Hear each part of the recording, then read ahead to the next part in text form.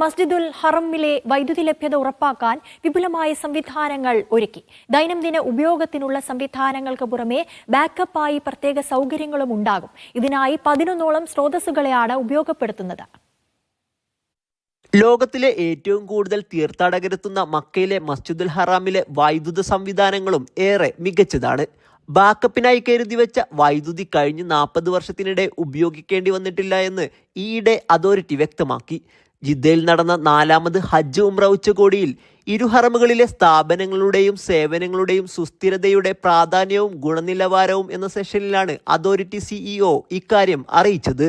മസ്ജിദുൽ ഹറാമിൽ backup electricity ഉൾപ്പെടെ 11ലധികം സുപ്രധാന വൈദ്യുത സ്രോതസ്സുകളാണുള്ളത്. സാധാരണ സോഴ്സുകളിൽ നിന്നുള്ള വൈദ്യുതി കൊണ്ട് തന്നെ ഹറമിലെ ആവശ്യം പൂർണ്ണമാകാറുണ്ട്. സ്മാർട്ട് എനർജി മാനേജ്മെന്റ് സിസ്റ്റം ഉൾപ്പെടെ ഹൈടെക് ആണ് ഹറമിലെ വൈദ്യുത സംവിധാനങ്ങൾ.